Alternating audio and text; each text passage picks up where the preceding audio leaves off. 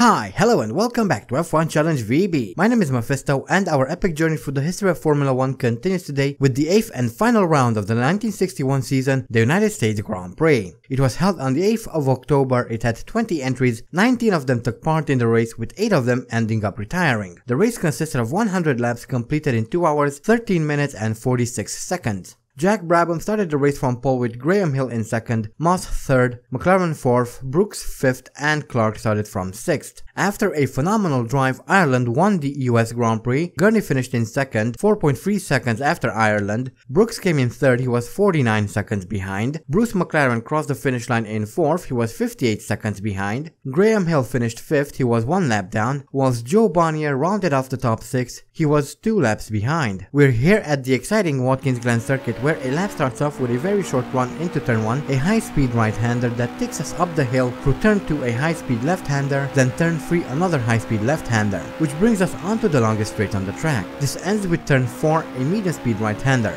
Be careful though, as the approach into the corner is blind. Next is turn 5, a fast left-hander, followed by turn 6, a medium-speed right-hander. Brake as late as you dare and try to keep it steady. This is followed immediately by turn 7, a medium-speed left-hander, and finally turn 8, a slow-speed right-hander. That brings us on to this very short main straight, and that is a lap around the Watkins Glen circuit. And here we are in qualifying, coming around to set our first timed lap. There are a bunch of cars right near the racing line, which is going to make things a little bit interesting, but that was a 1:11.028, which puts us into 4th. Then I come around again, the car's still in the middle of the track, but I posted a 1:10.248, so that was a pretty good improvement. And finally coming around to set a third lap time, a 1:10.102, and then I kind of messed up. I hit the wall and decided, well, that's going to be it for qualifying session. We qualify second, at least at this point in the session. And here are the previous US Grand Prix winners. We won in 1959 and Bruce McLaren won in 1960, so who knows what today might bring. I'm hoping good things. But anyway, Phil Hill starts the race from pole with Higgs in 2nd, which is absolutely fantastic. Brabham 3rd, 4th is Richie Ginther, Dan Gurney is 5th, and Jackie Lewis rounding off the top 6. Ireland is starting from 7th, followed by Graham Hill in 8th. 9th is Bruce McLaren, and then in 10th we have Jim Clark in the Lotus. Sterling Moss is 11th, followed by Tony Brooks down in 12th. 13th is Joe Bonnier in the Porsche, followed by Giancarlo Baghetti in 14th. 15th is Karel Godin de Buffon in 15th. 16th is Maston Gregory. 17th is Roy Salvadori. Tintignan 18th, and bringing up the rear we have John Surtees and Lorenzo Bandini. So that's the grid lineup for the United States Grand Prix, the final round of the season. Hopefully things will go smoothly here. We need to try and do our best. And the flag is down, and for some reason it didn't register in my mind that I was supposed to go until I actually saw Phil Hill pull in front of me. My brain just kind of went blank for a second there. As we come here through turn 3, I almost crashed into Ireland in the Lotus there. He brakes for some reason in the middle of the corner, not quite sure why, but we lost a bunch of positions because of my, well, mind blanking out. We fell down into 8th, but now we are moving back up the field and we are now in 6th. We see Dan Gurney there losing control of his car, so we move up into 5th. Now 4th as Jackie Lewis loses control of his car as well. So we recovered a few positions, but not all, so hopefully we'll be able to eventually catch Phil Hill and Richie Ginther. And here is a replay of that start coming into turn 1 here. Again, my mind blanked out and didn't register what was going on until I saw cars passing me that I should probably get going. So yeah, that didn't make much sense. But anyway, here's a replay of Dan Gurney, who lost control of his Porsche and crashed into the fence and decided to retire from the race afterwards. So that is that, and now we move on to lap 3, and I'm we just overtake Jack Brabham for third position. We have Richie Ginster up in front. Hopefully we can catch him as well sometime soon. That would be absolutely fantastic. It looks like we have some decent pace here today, so I would like to do well. And on lap 7 I finally catch up to Richie Ginster and we move up into second. Now we are chasing after Phil Hill, who is about 4 seconds up the road. So it is going to be a little bit of work until we catch up to him, but I'm sure we will eventually, as we now move on to lap 8. Still chasing after Phil Hill, slowly catching up to him. We see a back marker there. I think that was the Beaufort in the Marsbergen, and we now have a replay of Richie Ginster, who loses control of his car coming into turn 4 here, hits the fence and decides that that was pretty much all for his race. And towards the end of the lap we see Tony Brooks coming into the pits, and I believe he is going to retire. He pulls to the side, he's up on the jacks. I'm speeding up the footage here, and there we go.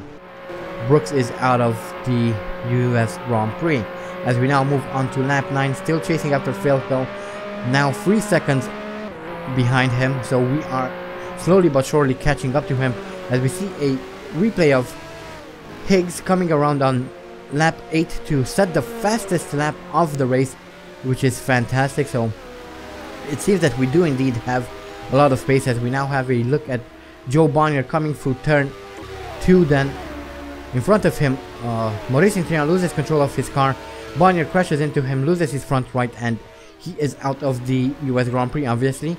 And here we have Graham Hill going very wide through turn 4, gets behind the Armco there and drives around on this part of the track. Well, it's not even part of the track, it's part of the spectator area, really. I'm not quite sure what happens. I'm speeding up again and to get to the end, and that is pretty much it for that incident. And here is a replay of Sterling Moss, who comes into the pits as well to retire. Not quite sure why, but he retired as well. As we now move on to lap 10, still chasing after Phil Hill. He's still 3 seconds up the road, so I kind of failed to catch back up to him. And here is a replay of the Beaufort, who loses control of his car.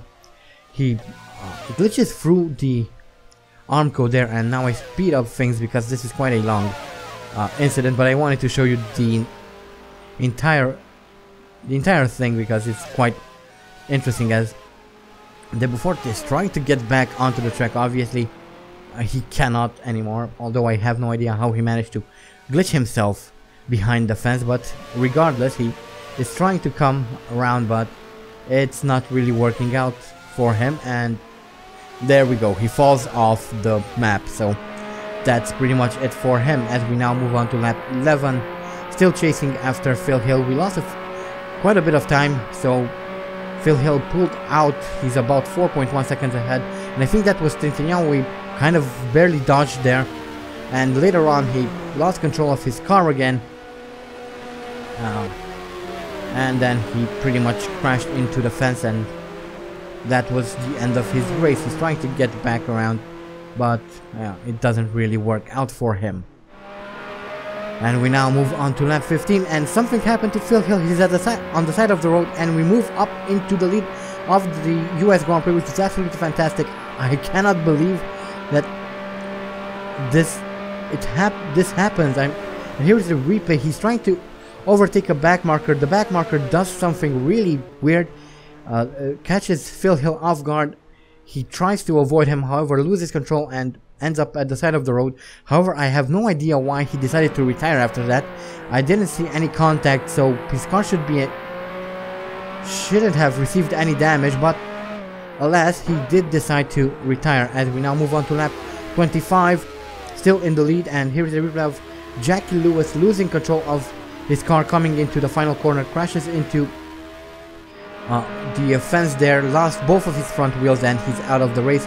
As we now move on to lap 31, we're still in the lead. Ireland is behind us some 45 seconds, so there's no chance he will catch us. And here is a replay of Ireland, who has some brake issues coming through turn 4 here, pulls to the side of the road, and he is out of the US Grand Prix as well.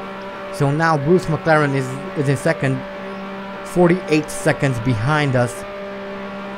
And we are now on lap 32.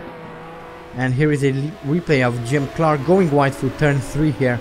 And that's pretty much the same thing as Graham Hill actually. Goes behind the arm code there and kind of decides to end his race after this. Not entirely sure why, but that is it for Jim Clark as we now move on to lap 33. Bruce McLaren is still miles behind us. I'm not very worried at this point, so I'm pretty sure we can. I was pretty sure we could win this race without too much of a fuss. And here is Lorenzo Bandini going wide through turn 3 as well. Gets behind that Armco and, well, just like Clark and Hill before him, he's going to retire as well.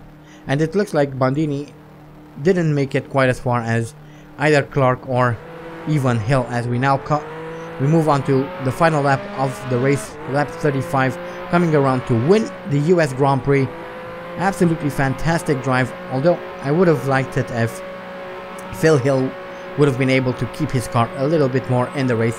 But anyway, these are the results. Higgs wins, McLaren second, Brabham third, Surtees fourth, Baghetti fifth, and I didn't catch the last two people. And here are the retirements.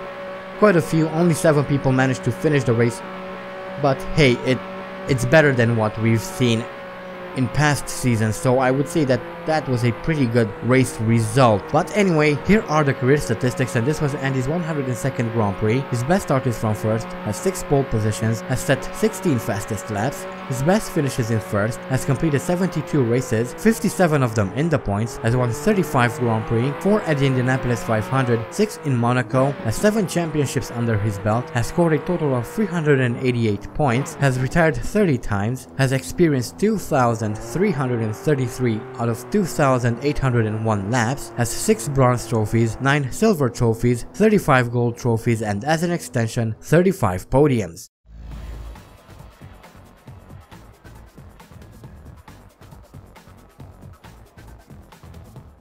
And here is one final look at the championship standings. Phil Hill wins the 1961 Drivers' Championship, Richie Ginther ends the season in second, Ireland third, Andy Higgs moves up into fourth thanks to his win here at the US Grand Prix, Dan Gurney 5th, Baghetti 6th. The last person to score points is Joe Bonnier down in 18th, and Lorenzo Bandini bringing up the bottom of the standings. So that was a pretty interesting Drivers' Championship. I'm quite happy for Phil Hill. He actually managed to do what he did in real life, that is win the Drivers' Championship in 1961, so pretty impressive I would say. But anyway, let's move on to the constructors now. And here obviously Ferrari win the 1961 constructor standings, or manufacturers standings as it was called back then. Lotus finished in second, Porsche third, fourth Cooper, Owen Racing and Scuderia Sant'Ambreus finished fifth, and the last team to score points are Ecurie Marsbergen down in 11th, with Scuderia Centro Sud and Camaradi International being the only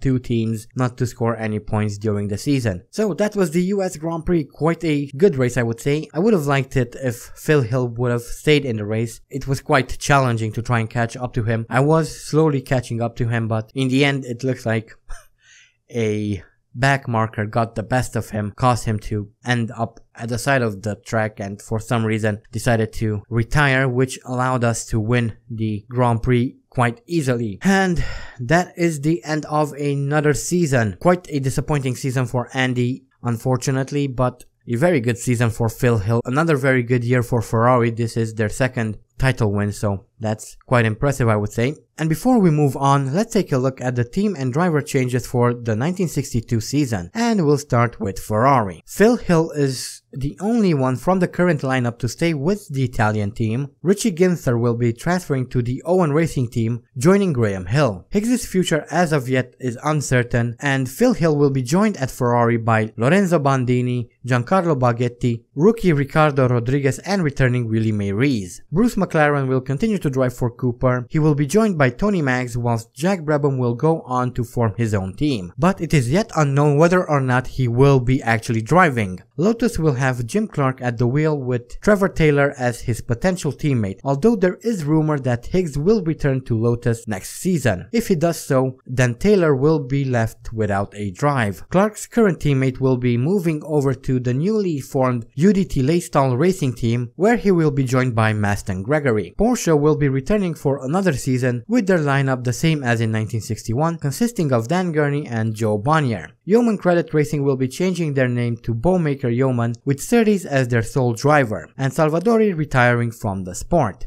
Écurie Marsbergen will also return in 1962 with Karel Godin de Beaufort as their driver. There will be 2 more new teams joining us in 1962. These are Scuderia Filippinetti with rookie Joe Siffert as their driver, and Écurie Galois, I hope I pronounced that correctly, and their driver will be Jackie Lewis. So those are the team and driver changes for 1962. Quite an exciting lineup, I would say. And with that, we close another chapter in Formula 1. I'm looking forward to the 1962 season. Hopefully, the result here at the US Grand Prix today is a sample of what we can expect to see in 1962, i.e. seeing Andy at the top of his game once again. I'm really hoping that will be the case. But anyway, that is the end of this video, the end of the season, the end of the US Grand Prix. Again, for Andy, it wasn't a very good season, just like 1960. He had a lot of problems. He wasn't very happy with the car, but he pulled it through and in the end managed to at least win 2 races during the season, which in and of itself is overall quite admirable. Anyway, once this video goes live, I will give you guys a few more hours to vote for next season's team if you haven't done so already, so make sure to check the link in the description. I also have a second channel where I will be playing all sorts of